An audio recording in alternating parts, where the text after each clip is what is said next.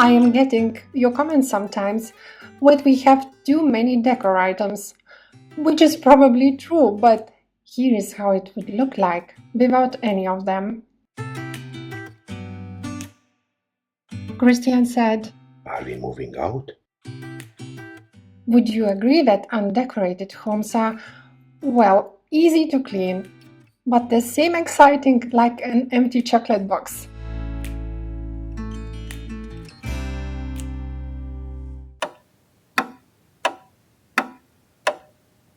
So today I will show you how I am choosing and balancing home decor, even though I haven't burning ambitions to make it look perfect. And I will tell you about a decorating technique, which interior designers call rhythm and repetition.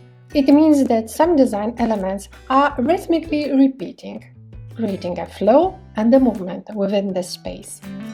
They can mirror one another or be spread proportionally around the house. Well, not necessarily had to be the antique pieces engraved by a bark beetle. We got a burgundy and white kitchen cabinets. They belong to this rental apartment. Quite big for European standards sofa, also in burgundy. Some inherited antique furniture, oak table with chairs, and one short and one long walls where we put the bookshelves. I like to combine books with some little details which are not the books. And also we have a cat, which makes everything to look completed.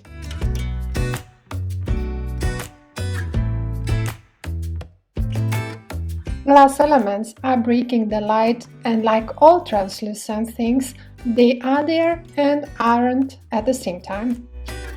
Polished metal is reflecting the light. Tinder elements are providing warmth and coziness. Where to begin? Put all the things in one place so you know what you have. We got 2 oak tables, so I thought it's reasonable to repeat the timber elements here and there. Sorry, Katze, but this time it's me who's decorating.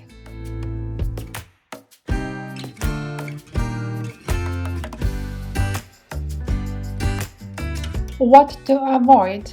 To decorate timber with a timber and use just one timber shade, because it will look plain regardless on how beautiful they are. What to do? Find the contrasting background. Also avoid using just one color of timber. It will look like Finnish sauna, warm and very boring. I also like a light patterned white ceramic pieces. Colors are bringing the depth and vitality into a space. As I mentioned not once, kitchen cabinets influenced to get us a red sofa.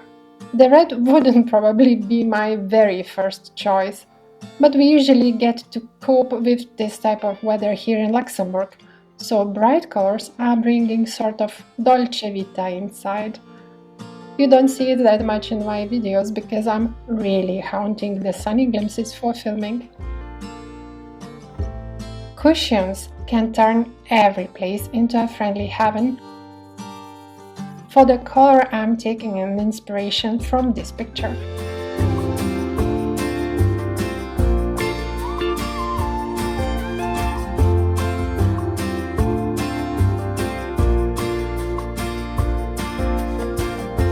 I think it looks pretty harmoniously together.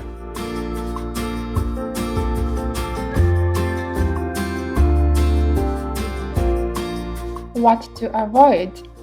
Too many matchy colors. Save using different shades of one and the same color instead. It will look put together but vivid and provide a depth. Here is example how our bedroom got slightly boring and plain with all this grey on grey. But I didn't want more colors, so I got the green cushions, which are repeating the color of Sansevieria. Cushions and throws are the easiest way to change the interior character. And how about you? Yes or no to decor? What inspires you to use one or another type of decor? Please share it in the comments. I prefer curved objects to the cornered ones, as they appear softer and friendlier, but the angular ones add more character. By the way, very often you are asking about this rechargeable lamp. This one is from Ridley, and I will link it down below where you can get it. There is no need to be afraid, absolutely the same items. Use the same shape with slightly different patterns. What to avoid? Using too many different shapes in the same space, because it can result in a confusing and incoherent design. And remember, flowers go with everything. Unicolor surfaces may look plain and uninteresting, so the pattern decor helps to balance them. I like stripes because they are so easily going with pretty much everything, and I'm never getting tired of them. But I'm also not into a straightforward farmhouse themed look, so choosing them also slightly in disguise, or just a shadow playing. Don't be afraid of making mistakes. I know that there are probably a few stripes more than we would need. But if I love it, who can judge me?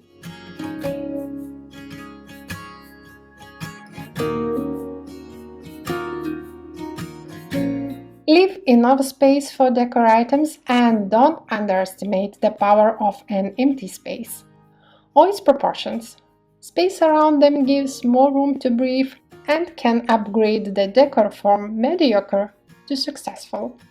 Leave the space above the item. Approximately 1/3 of the height makes it look proportionally.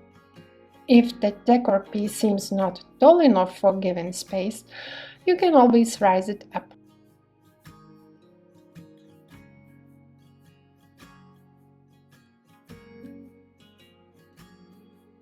Also leave some space between the things.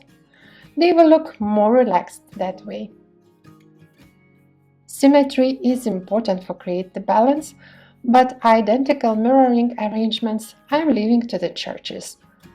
Those two sitting groups are different, but similar in proportions and facing one another, be it absolutely symmetrical arrangements or asymmetrical items repeated throughout the space can still look balanced. Things arranged in odd numbers are more memorable and appealing than even numbers.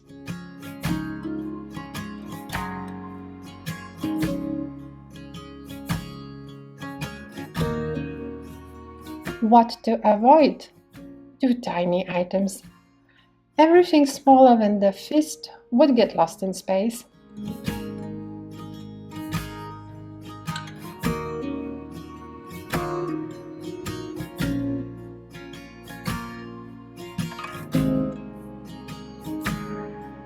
Mix the colors, textures, sizes and styles. Vintage items combined with the new ones. And before I finish, few words about organizing and decorating at once.